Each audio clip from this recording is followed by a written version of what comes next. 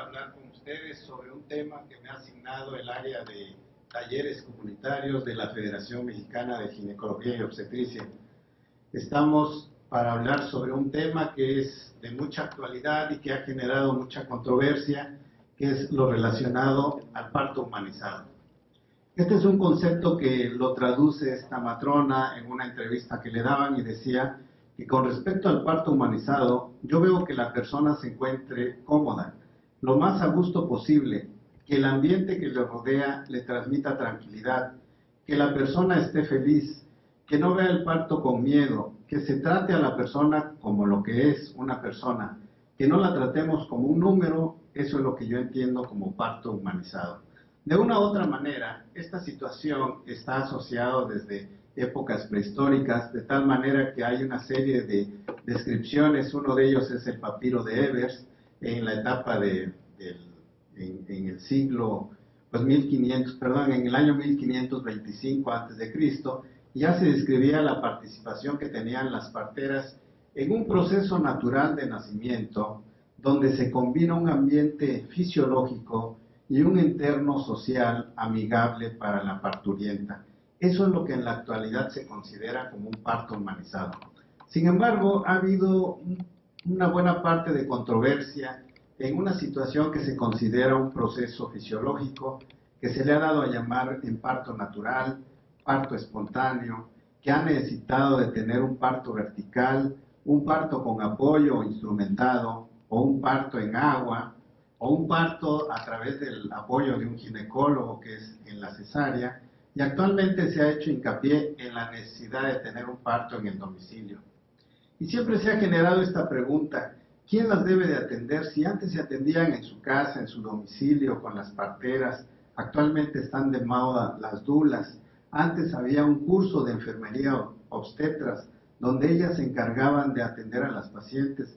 Posteriormente este trabajo se fue dejando al médico general, después al médico obstetra y actualmente al médico materno-fetal.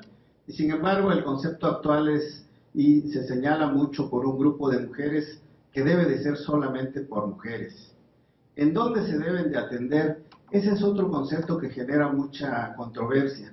Algunos dicen que como es tan natural y fisiológico, tiene que ser en su domicilio. Algunos más dicen tiene que ser en una clínica porque hay riesgo. Otros más dicen tiene que ser en un hospital donde haya los recursos necesarios, o algunos más en hospitales de especialidad cuando son embarazos de alto riesgo. Sin embargo, algunos dicen que debe de ser donde la parturienta lo desee.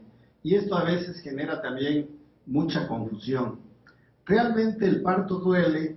Pues la respuesta yo creo que tiene que ser sí, porque es una situación que genera una distensión del área de la vagina, que genera una gran incomodidad que a su vez se traduce en la expulsión de un producto de un peso de 3,5 kilos, 3 kilos o a veces hasta 4 kilos. Probablemente el concepto de seguridad, de tranquilidad, de confianza o la asociación al miedo hace que se incremente un poco más esta situación dolorosa.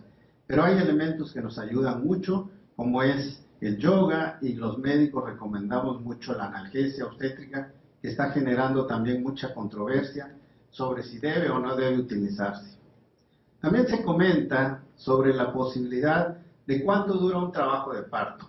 Hace años decíamos que un parto dura entre 15 y 18 horas. Actualmente hay una tendencia donde dicen que hay que dejarlas que evolucionen lo más que se pueda, siempre y cuando vigilamos de manera adecuada a las pacientes. Pero pueden ser horas, días, depende mucho de la situación, depende del tamaño, depende de situaciones como el mecanismo del trabajo de parto o variedades. ¿Se deben usar medicamentos? Por supuesto que es necesario, porque hay situaciones que generan sangrado posparto y esto nos lleva a muertes maternas. También es necesario que sepamos que en ocasiones necesitamos utilizar un apoyo como es la episiotomía, a veces el enema evacuante o las canalizaciones para tener una vena permeable, o el permitirle la alimentación o nutrición. Todo esto genera mucha controversia y la respuesta es que en muchos casos se debe de permitir siempre y cuando la paciente no tenga ningún tipo de situación de complicación. De tal manera entonces que el parto nos puede llevar a tener varias preguntas. ¿El parto realmente no tiene riesgo? Y si esto es cierto, ¿por qué existen distocias? ¿Por qué hay fiebre puerperal? ¿Por qué hay atonía uterina? ¿Por qué la razón de mortalidad materna no lo hemos podido bajar a los mínimos establecidos como a nivel nacional? ¿Por qué hay ruptura uterina? Pues realmente porque no todo es tan natural como nosotros nos imaginamos. Y por último decimos, la cesárea es una situación que nos genera problemas para... Se está pasando nada. La cesárea realmente es muy mala y realmente sabemos que nos recomienda que haya entre un 10 y un 15% de los partos que terminen en cesáreas. Sabemos que a nivel nacional el 30% de los partos terminan en cesáreas, equivale más o menos a más de 500,000 por año, y esto nos está generando muchas críticas y se está hablando de que la cesárea pudiera considerarse realmente innecesaria. Estas son algunas recomendaciones que da la OMS para el nacimiento, se pueden leer, que debe de estar un familiar, que debe de estar la paciente en situaciones adecuadas, con vestimenta, que la inducción no se debe de dar de manera continua, que es necesario evitar el rasurado del vello púbico, que deben de tener una situación de comunidad durante la dilatación. En fin, hay una serie de recomendaciones ya establecidas que nos permiten a nosotros tomar las medidas que recomienda la Organización Mundial de la Salud.